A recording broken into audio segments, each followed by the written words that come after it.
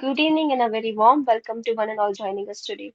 It gives me immense pleasure to welcome all participants, guests, and learners who have connected with us for today's session. Let me begin with a thought that perfectly reflects the reality of our increasingly digital world.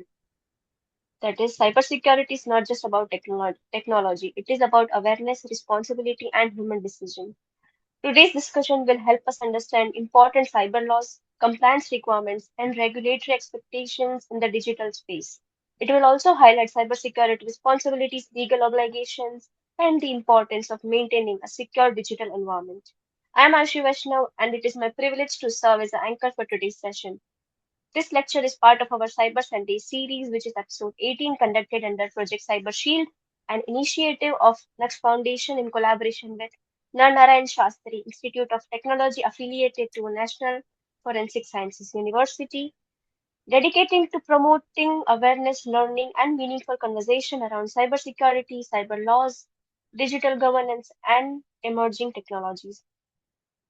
Before we proceed further, let's feel the energy of our virtual audience. If you are excited for today's session, please type ready in the chat box. We would love to see your enthusiasm as we begin for this session.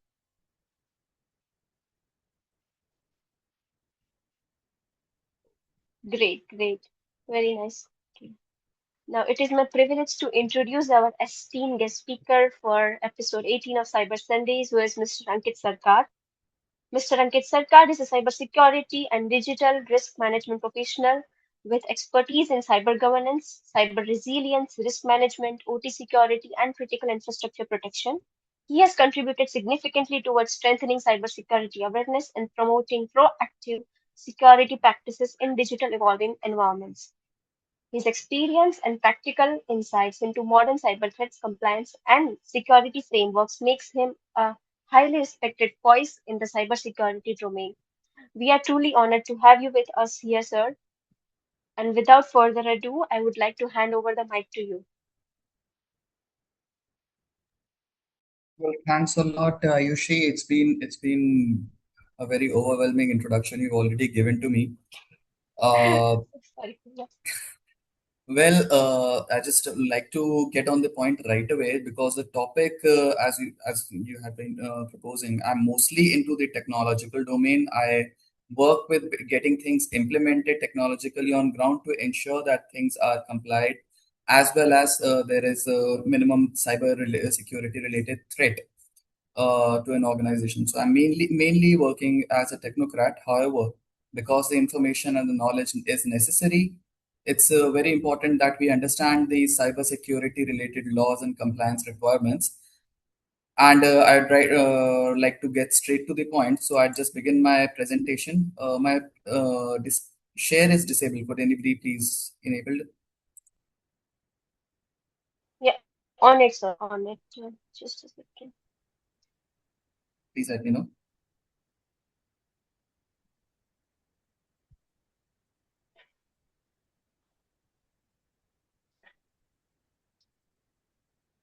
Is it enabled, sir? Yeah, right now it is. So Okay. are you able to see my screen? Yes. Well, great.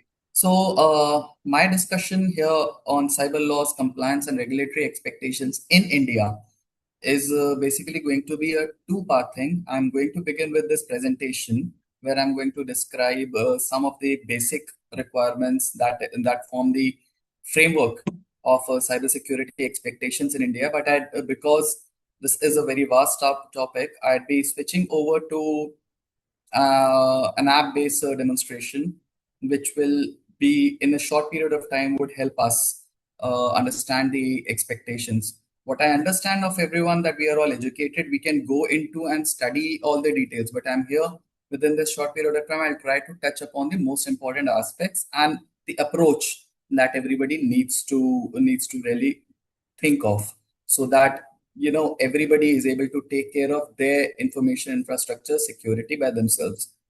Will that do? Yes, sir. Surely. Well, thanks a lot.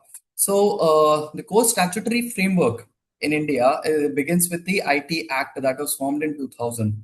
I'm giving in a very small brief here because the IT Act, everybody knows it is the primary statute that governs everything in IT in this country: electronic commerce, digital signatures, cyber crimes. I just highlighted these three sections here. Section 43, it imposes severe civil compensation for unauthorized network access, data theft, virus introduction, etc. This section also puts in a huge amount of responsibility on the implementer, somebody who owns, to take care that the necessary measure has been taken at their end so that the hackers or bad guys are not able to get in the systems. So that the owner has to ensure adequacy. Whereas Section 66 outlines criminal offenses like for identity theft, impersonation, cyber terrorism, particularly, which is a major concern, and that is why people like us in government are always stressed about. And Section 69 empowers the government, where required, to intercept, monitor, or decrypt even digital communication for national security reasons. None of them is actually so easy, even technically, but the government reserves its rights to be able to do that.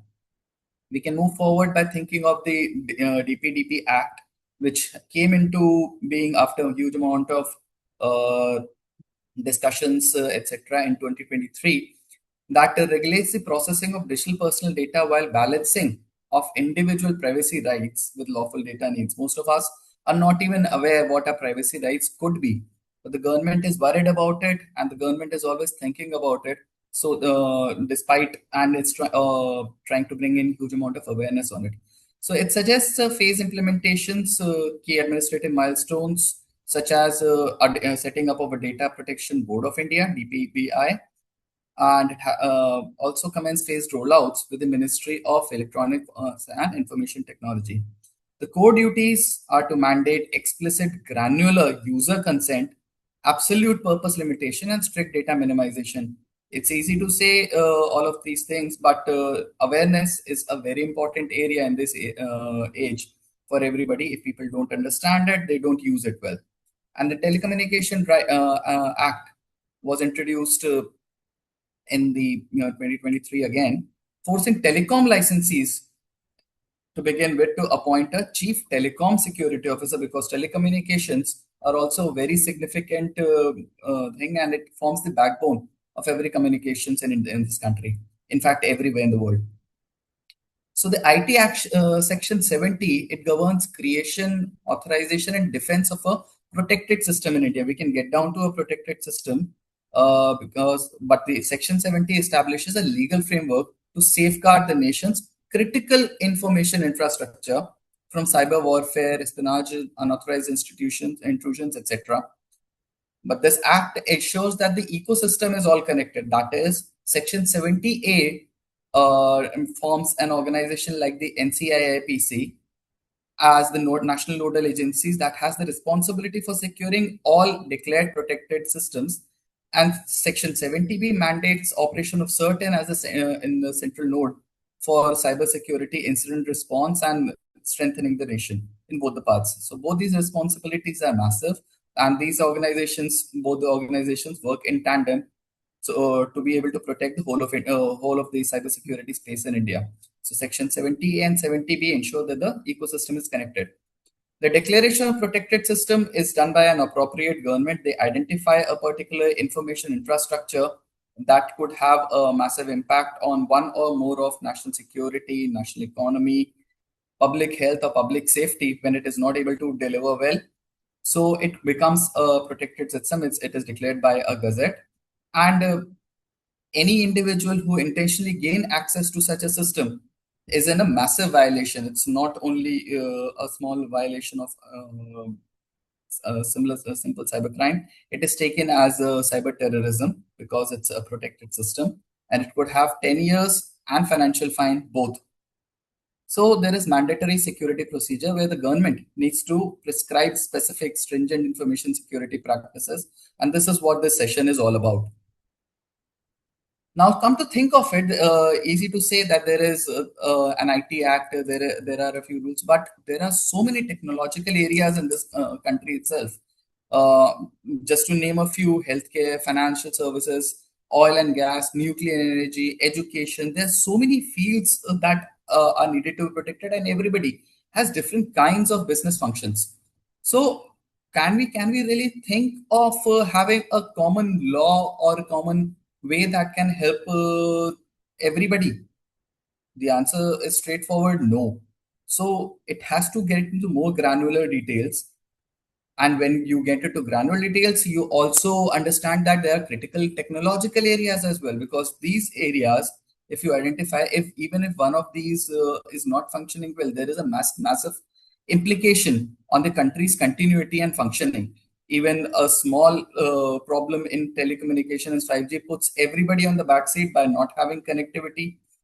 Healthcare and public health form very significant. Space and satellite system form very strategic zones for functioning in this country, and so on.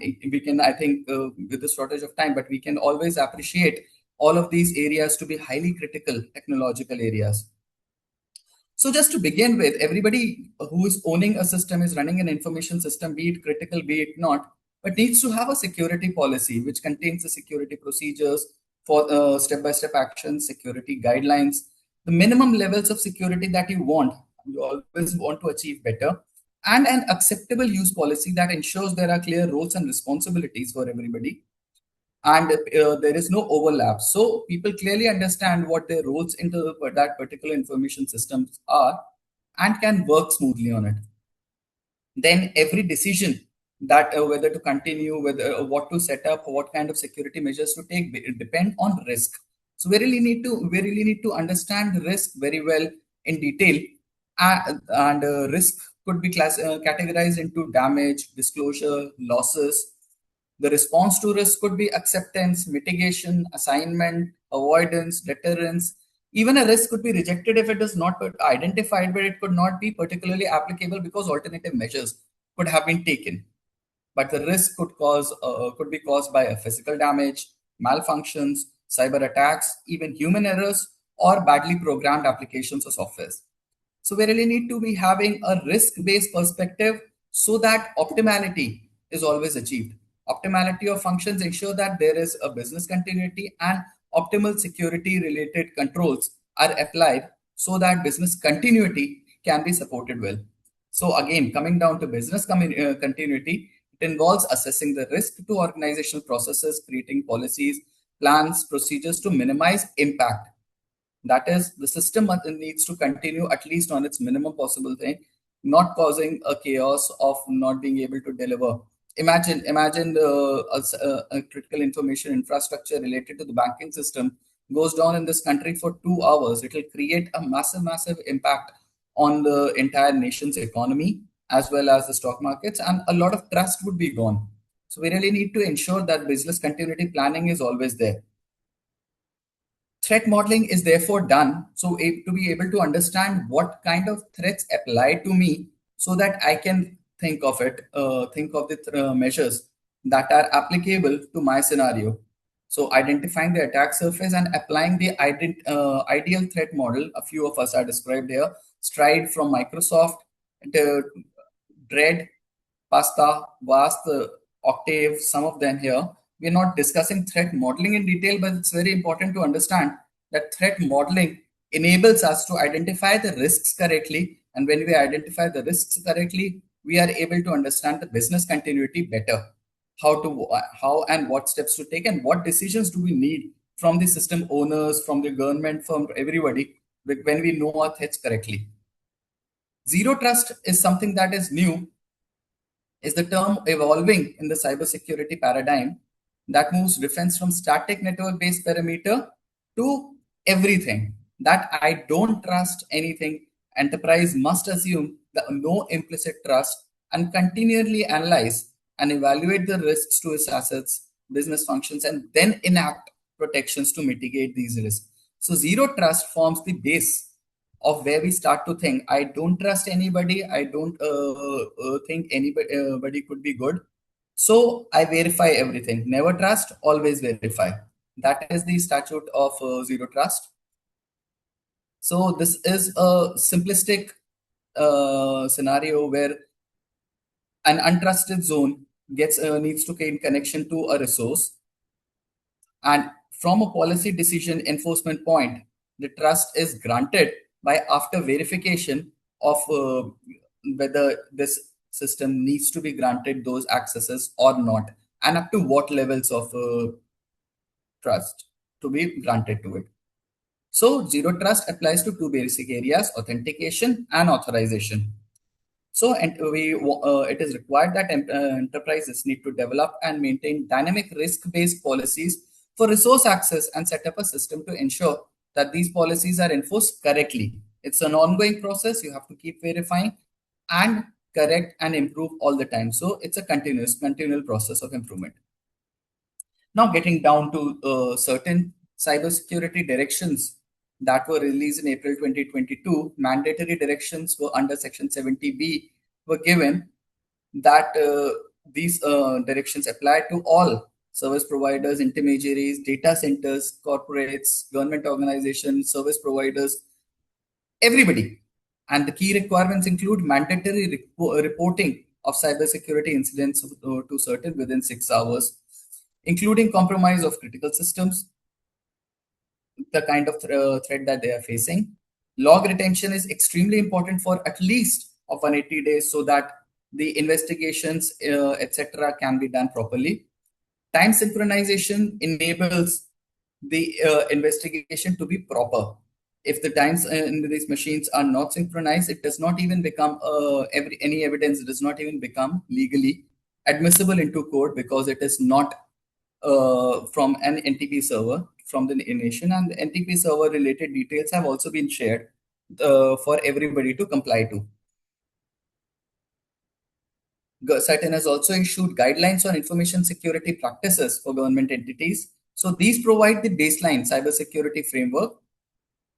The key areas are network and infrastructure security, application and data security, that include hardening and encryption, incident management and response, along with ensuring reporting to certain, ensuring timely audits, monitoring that is continuous, so that threats could be realized in time and measures and steps can be taken while there is least amount of damage or no damage can occur. There were comprehensive cybersecurity audit policy guidelines released last year as well. In fact, these have been updated last year. So it is required that every organization conducts an annual event trigger audits, etc. But these audits must follow standards like those released in ISO, CVSS, and the empanelment of auditing organization is done by certain. So it is ensured that no person just like that can do an audit. You have to have a certain level of capability that is established by certain. And post audit organizations have to remediate these vulnerabilities within a timeline and undergo revalidation that the measures were adequately taken. So, audit requirements reinforce continuous security verification, not just periodic checks.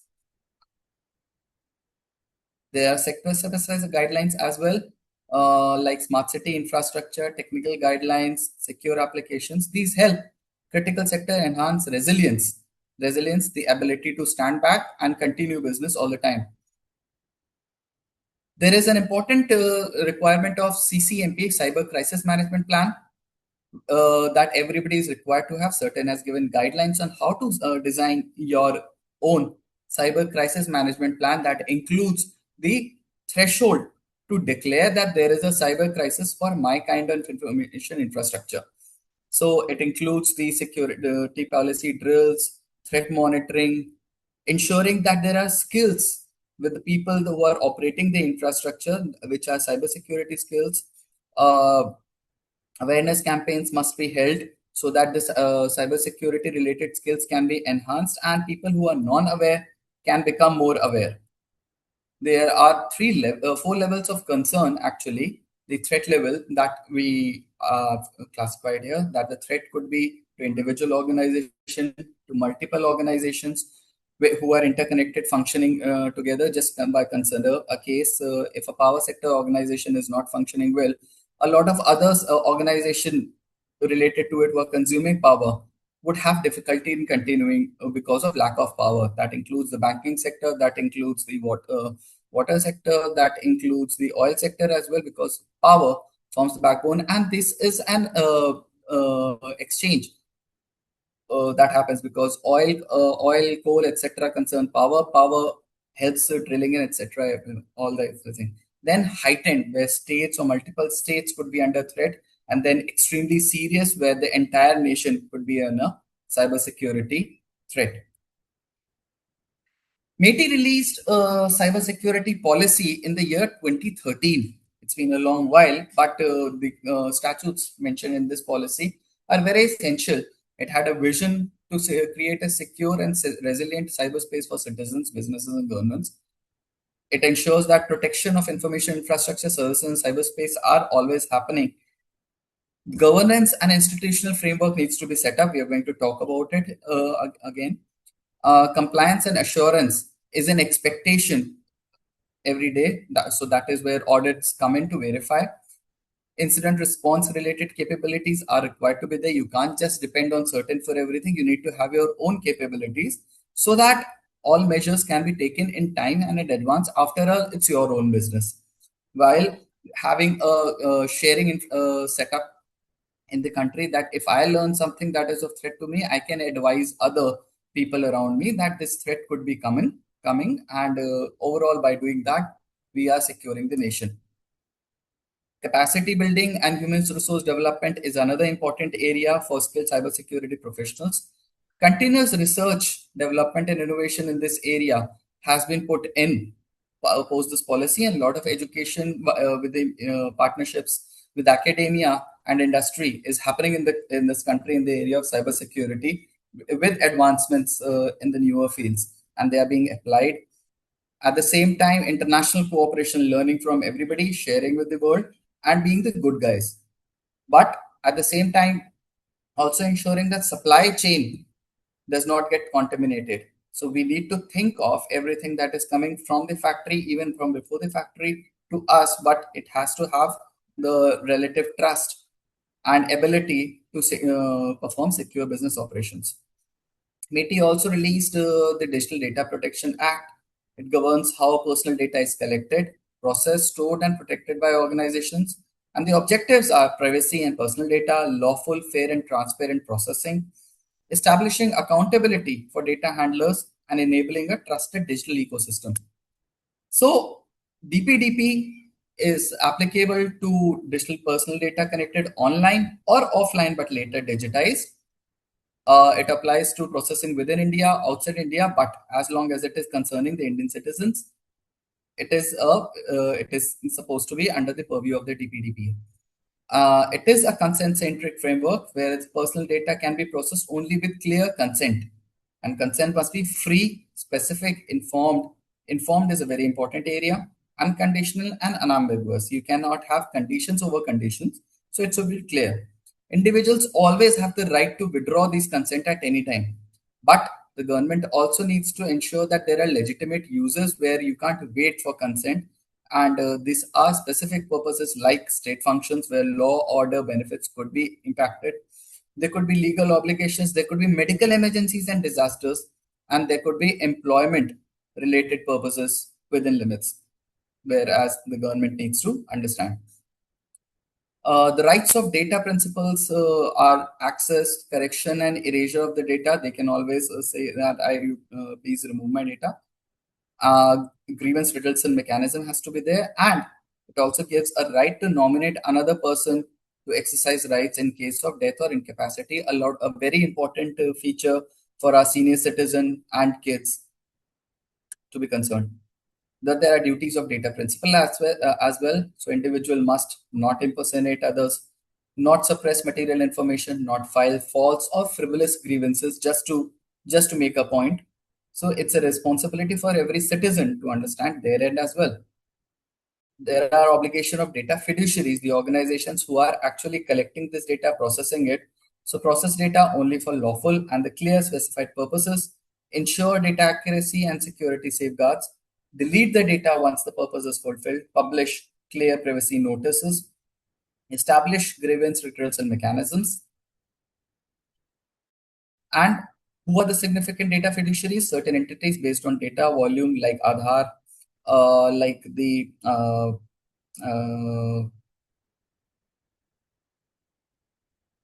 in the medical field, we are having an organization, just unable to recall the name right now, but to conduct periodic audits.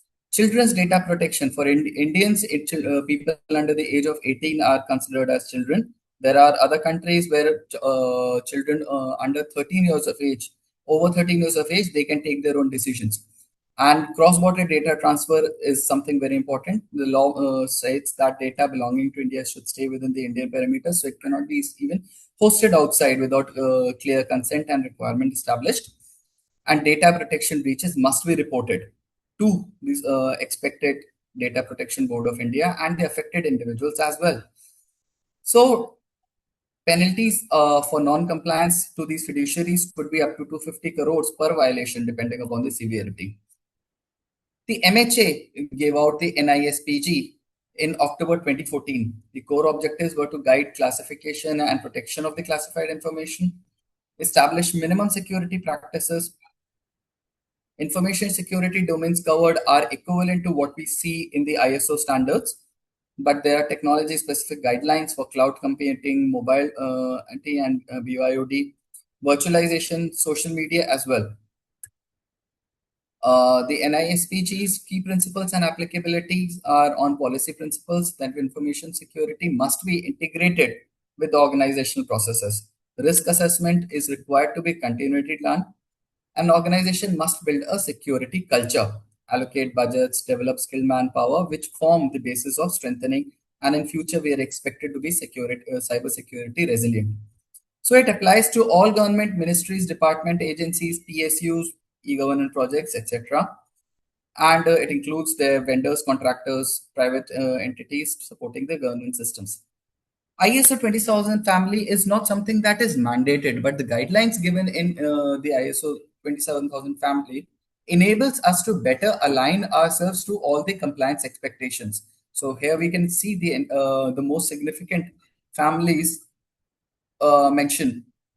So that they include privacy control, guidance for risk management, guidance for assessment of controls, organizational economics, and ICT readiness for business continuity. So all these kind of guidances can be obtained by referring the ISO 27000. There is nothing wrong in learning from what the rest of the world is doing. DST also released the quantum safe ecosystem guidelines in India. So it needs to be a national quantum mission supported by existing cybersecurity, information security frameworks. And the key components of implementation are post-quantum cryptography, quantum secure communication. The implementation guidelines have also been given in the same document. So the efforts are being given that we are prepared before quantum actually comes in. Rather than being reactive, we are trying to be proactive here. So we are also looking to develop skills and do R&D before the actual threat comes in, so that we can be prepared. So there were goals given for short term. The early highest priority to be given to secure the critical information infrastructure. By 2030, the government and regulated systems. And by 2033, we are targeting the broader economy, that is establishment for a full adoption of quantum safe cryptography across all industries in India. So the policies given in here are governance, audit management, access management, configuration management, management of your service provider, security service provider, change management, patch management, vulnerability. All these policies you will always see can be guided, and these are commonly mentioned guidelines given. And the biggest pain for so many technological people is that what all do we comply to? So we need a common point to be able to decide that if we do all these things at once, we are compliant to all necessary things. So we'll be talking about compliance to all necessary things in a while with my demonstration. However, NCIPC, as I spoke in the beginning, it's required. It was set up for protection of critical information infrastructure. It mandates continuous discussions through an ISSC shared by the head of the organization, so that the decision can be flowed in. There are key responsibilities given to the ISPs that begins with the approval of information security policies. Goes on to validation of assessments at every 2 years whether the criticality still continues or not. There are this organization having protected system also has some responsibilities because they host the protected systems. At the same time, ensuring annual VTR analysis, conduct of external and internal security audits according to the ISMS, that is the Information Security Management System that they have set up. Monitoring through a cybersecurity operations center, not only monitoring, taking actions, responses, making improvements all the time. Network operation centers, and to plan, develop, maintain, and review the backup and log management processes all the time so that necessary improvements can happen in time. The roles and responsibilities of organization towards NCIPC are also clearly given. A CISO needs to be set up who needs to share all the necessary information in a controlled manner with NCIPC only. Since this information is sensitive, everybody cannot know about it. So it's important that there is continuous trust and hand-in-hand working within these the critical information infrastructure holding organization and NCIPC. There is logging and monitoring that is supposed to be continuously supported, as I mentioned already, and incident management along with having certain hand-in-hand approach. So, therefore, NCIPC generated guidelines for protection of CIIs that form uh,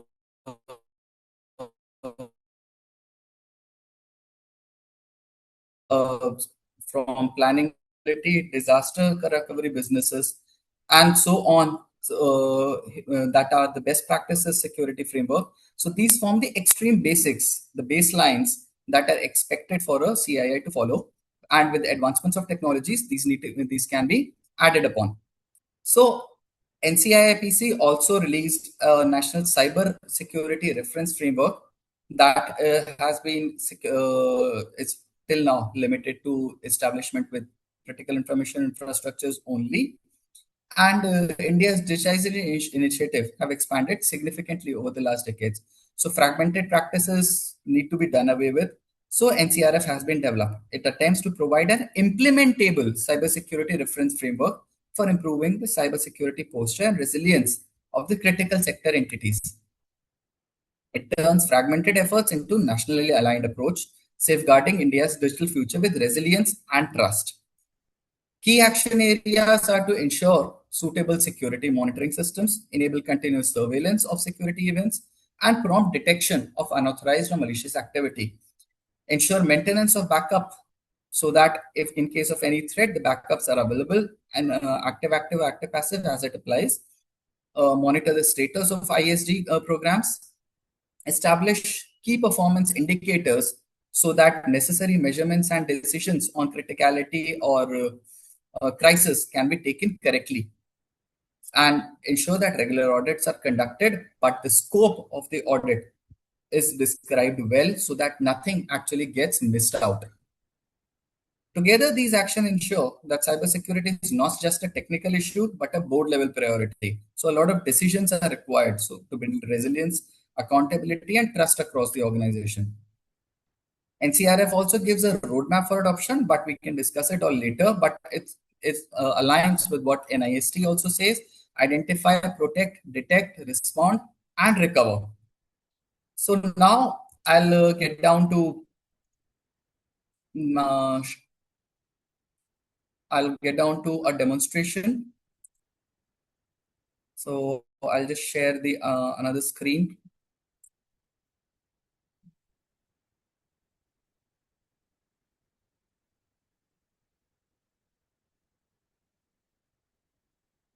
Can everybody see my screen? Yes, sir. So you are able to see cybersecurity compliance advisor on your screen, right? Yes. Great. So this is a simple app that I have developed with Claude. I'm not very great at coding, but I've tried to use Claude for this purpose. So if you can think, I already spoke that there can be so many industries working in this country, from healthcare, insurance, software development, manufacturing, so many of them. So if I work in a particular area, I need to understand what applies to me. So say consider, I'll give a few demonstrations here in detail. say I work with the healthcare industry, and say I work in India only, because the scope of this presentation also belongs to India, so I'm holding it to India. I store health and medical data. I use cloud services. I develop, deploy AI systems, right? And I am operating in India. So everything that is the law of the land or this compliance related areas apply to me here. Now,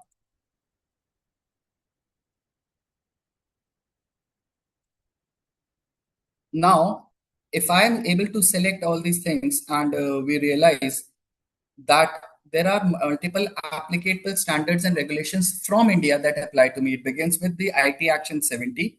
And as I described, there is a small summary here. If it is a protected system, please have it declared. Unauthorized access to protected system imprisonment, etc. It is applicable, this act, when it is declared as a critical information infrastructure, but invariably such systems are already declared. But so NCIPC guidelines, as I already declared, discussed, apply. Again, a summary is given here. Sector-specific security guidelines and advisory apply. Compliance audit and assessments by NCIPC, threat intelligence sharing framework. Certain directions we have already discussed, reporting incidents, maintain ICT systems, synchronize. It is applicable when service providers, intermediary data centers, government organizations in India are in the picture. DPDP Act again applies because the data of every citizen in the medical field has is private, so consent is required. Data principal rights, data future obligations, lawful processing, breach notification, children under 18 require parental consent, penalties, no consent required.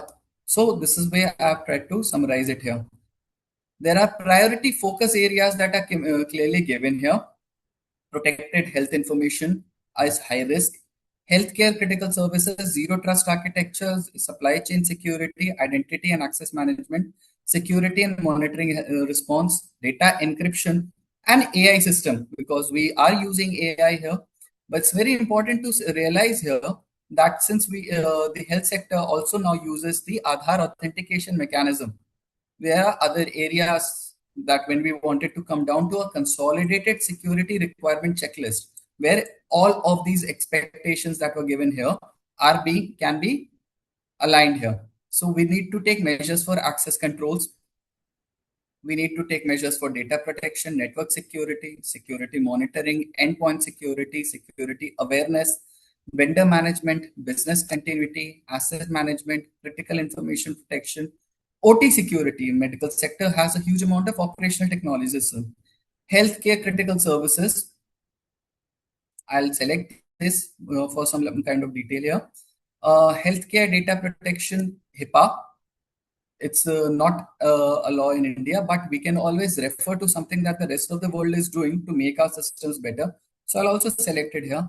Cloud security, we can talk about it a little later. Indian critical information infrastructure protection related advisories. Details are all available here. Indian Data Protection DPDP Act again. So I'll select this one as well. Aadhaar Act compliance. Aadhaar Act is another important area. And because I mentioned payment wallets or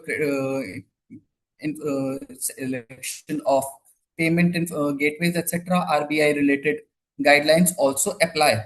So it's not only necessary that we only things only apply what we feel we are in the sector, but we are working with the other sectors as well. So therefore, I generate an implementation guide out of what I selected. I needed further guidance of. So patient safety risk assessment for cybersecurity method. Uh, we have implementation method for clinical cyber mapping, asset and workflow identification, clinical hazard vulnerability analysis, simulation and tabletop exercises to be done, clinical cyber rounds, conduct regular walkthroughs in clinical areas, vendor cyber risk assessment, incident response, automated threat detection. Then you go down to medical device security. Then you go down to healthcare cybersecurity practices, establish multi-year roadmap, create cybersecurity oversight committee, conduct self-assessment, adopt tier control, develop asset management, go down. Emergency operation during, say, a ransomware or system outages have happened. We need to have immutable backups implemented, segmented network architecture, endpoint detection and response, offline paper-based procedures should not go away, disaster recovery as a service, coordination with the Health Cybersecurity Coordination Center that is expected to be set up, business associate agreements, patient rights management has to be done.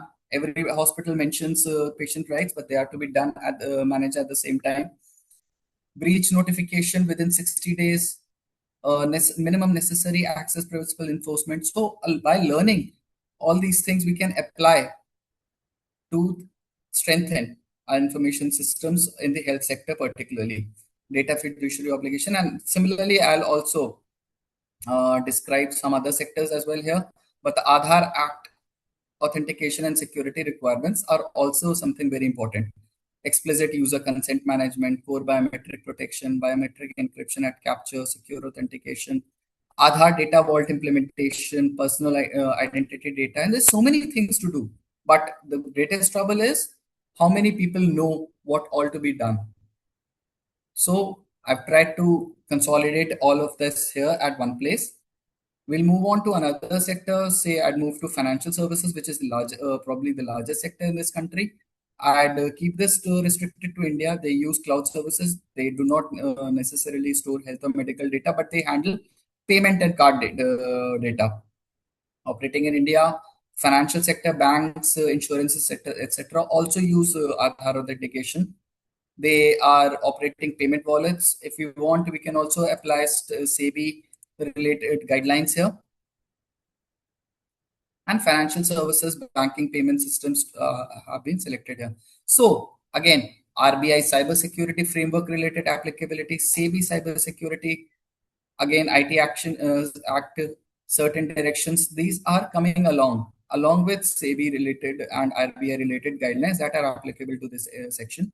So priority focus areas are again clear: payment data security, financial system resilience, zero trust, supply chain security, identity and access management, and again, because they will be constantly under threat, post quantum cryptography transition. So we have a similar security requirement checklist.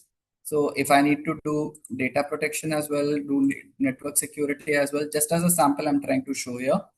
Uh, Financial sector resilience is required. PCI DSS is expected.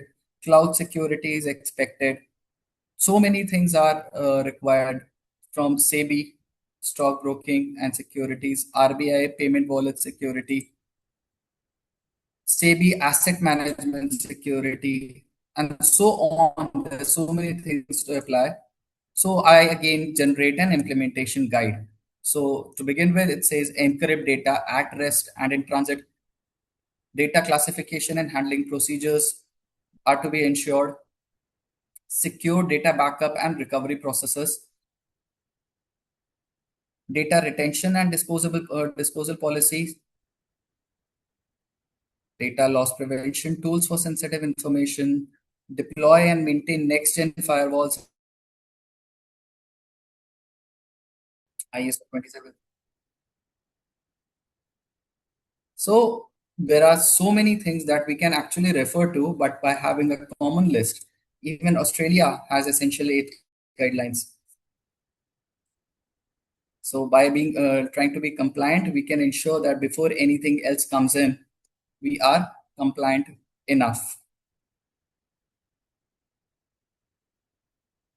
So in short, this is what I wanted to demonstrate in this presentation. That there is huge amount of data, as you can already see. This can be well referred, but the approach that I wanted to bring into people's minds, that it cannot be that you are looking up for guidelines. You are trying to be basically aware, not be limited, be passionate about your own systems and work along. So that is the idea that I'm trying to seed in the minds of the audiences here.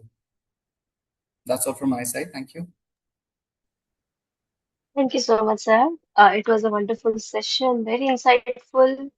And can we move on to the Q&A session so that students can ask queries and questions to you? Well, I hope I am I able to request address. participants to kindly post their questions.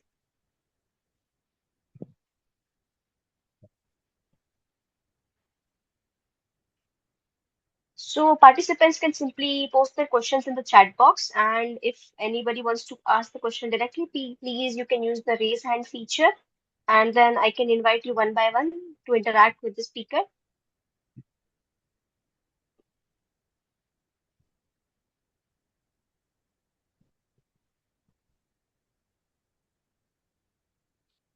Um, I think I've been really, really good here.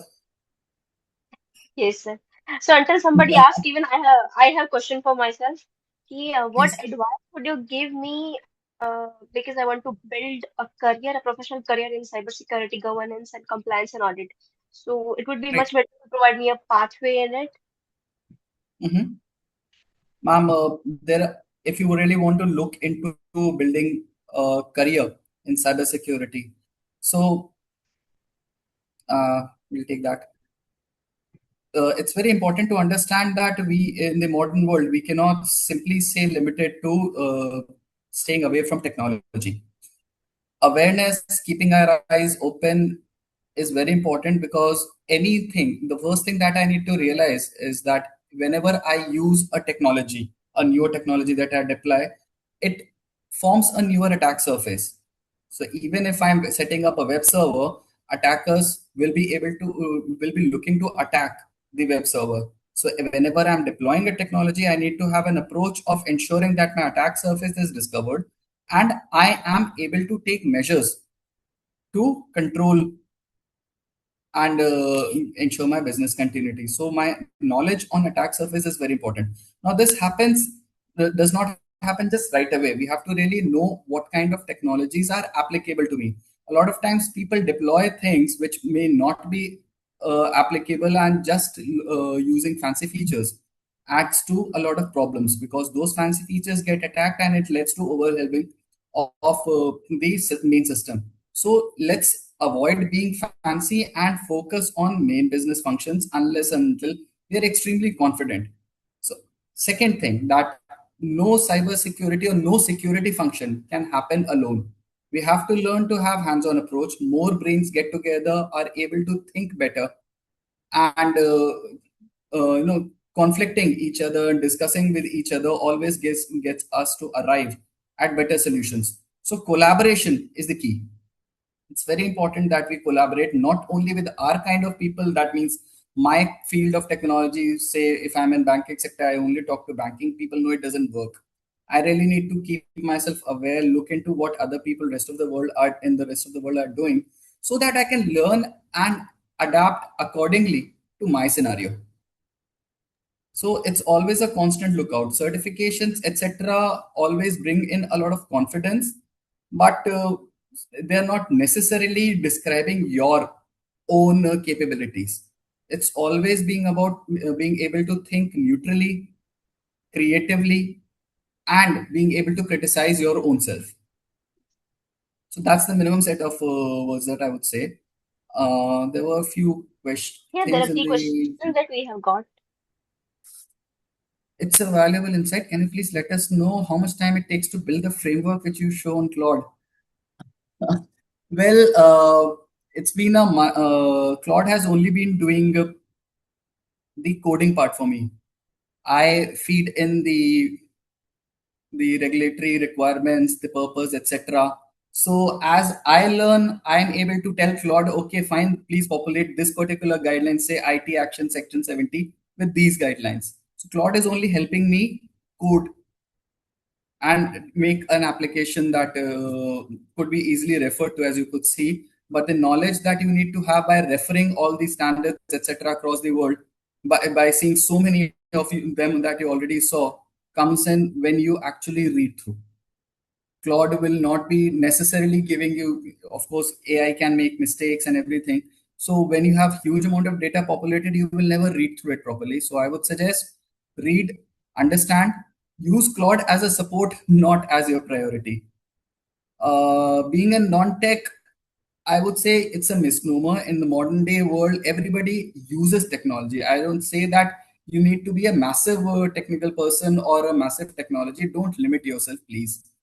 Think about it that if you can use your mobile phone, your laptop, and adapt whatever new features come in, you use them.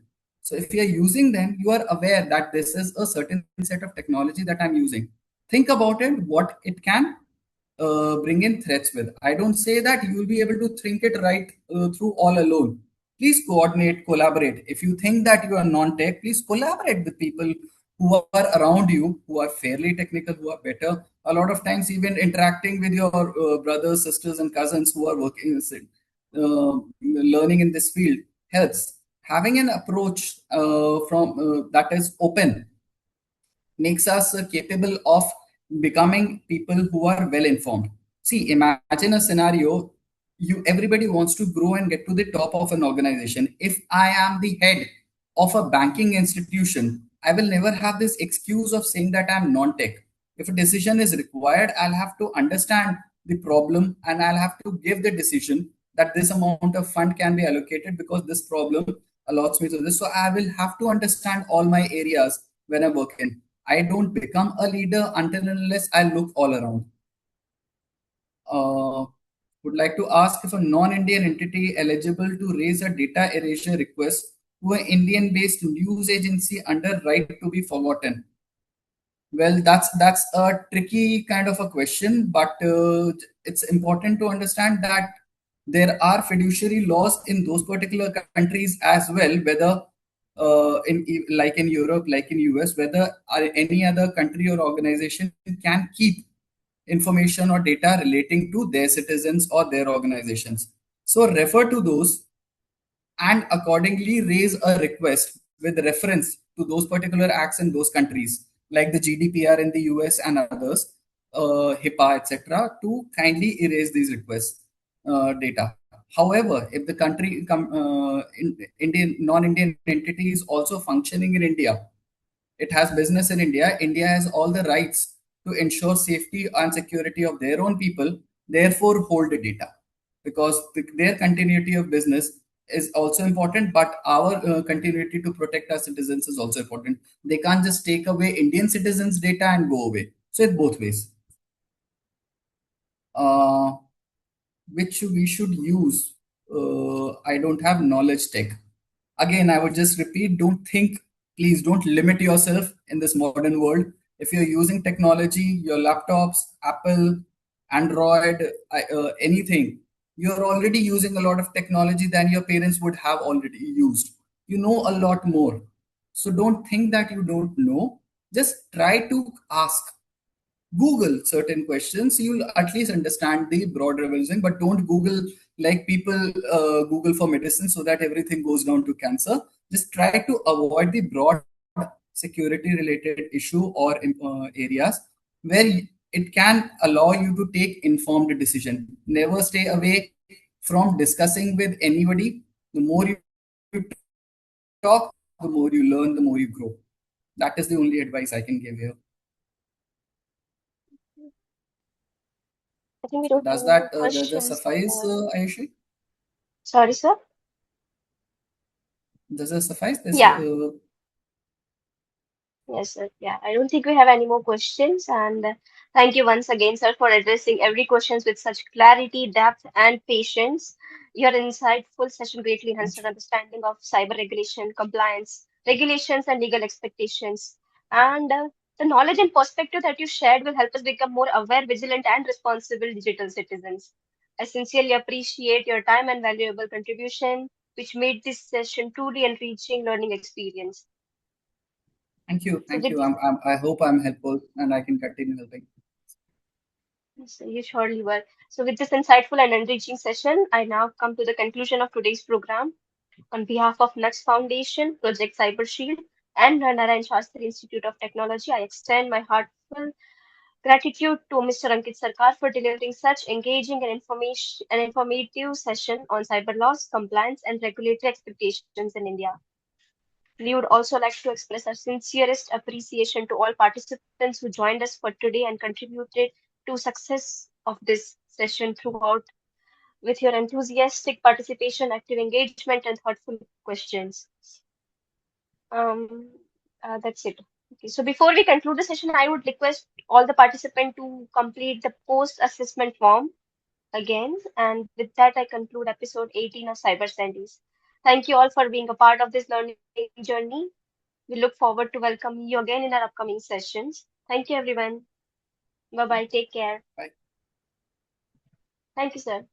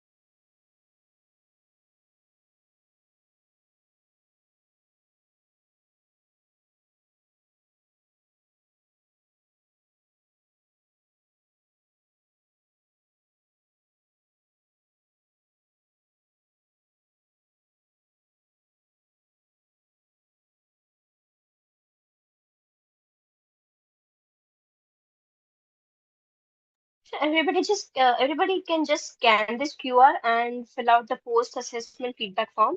Okay, so that we can have no problem in creating certificate of participation. Please let me know if you have any difficulty.